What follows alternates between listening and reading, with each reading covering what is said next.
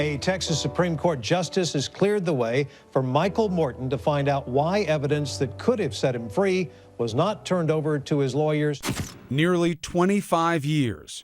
That's how long Michael Morton had been behind bars, waiting for this chance. His last shot at freedom.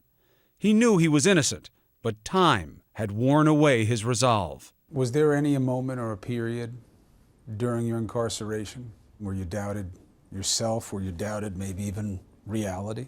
I wondered. I started to doubt a little bit or question, and you really start thinking, well,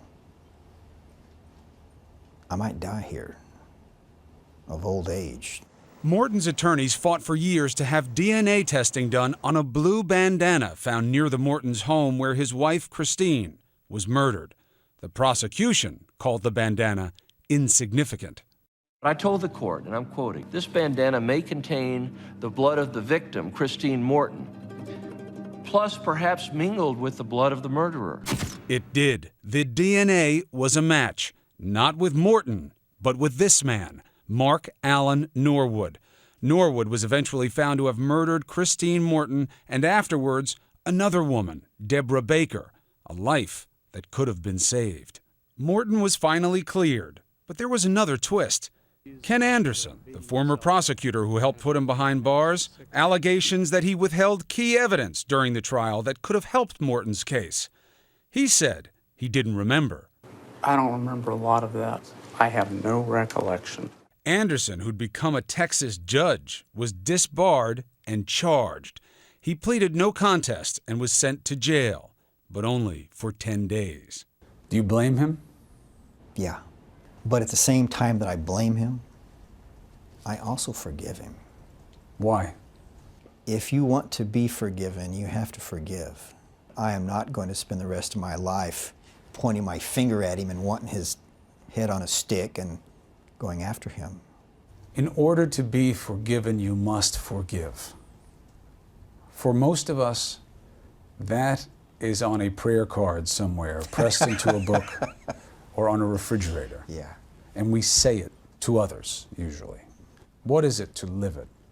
The difference between just saying forgiveness or giving forgiveness is all the difference in the world. It's like saying, I can fly, or actually flying. Morton was released in October 2011. He'd entered prison at 32, left at 57. But more had changed than just his appearance. He was out of prison, but not entirely free. That would come only when he reconnected with his son, Eric, just a toddler when Morton was locked up. I was raised by my aunt. I like to think that my family kind of set a standard that we're not going to act differently because of what happened to my mother. Eric visited his father in prison at first, but eventually shut him out and even changed his name. When I got out of prison, that meant that the underpinnings of everything that my son believed, the motivation for all that he had done and others around him, had been shown to be false. Where does that leave the two of you? In the middle of our process. It was slow going because he had so much to change in his head and in his heart. Eric married and eventually started his own family. Recently, he had a daughter named Christine, after his late mother. What does it mean to you that your granddaughter has your late wife's name? I was pleased by it. It made me smile, and I have to admit it brought a little bit of a tear to my eye. But I like it most of all because what it says about my son and myself, the way we're reconnecting.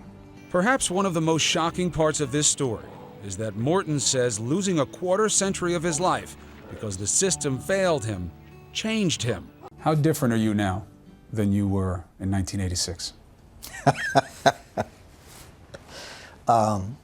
I'm different not just because of maturation and incarceration, but I'm different because I can really appreciate colors and association with good people. I love people's pets, small children, good food, clothes that fit and are comfortable. A nice bed means a lot.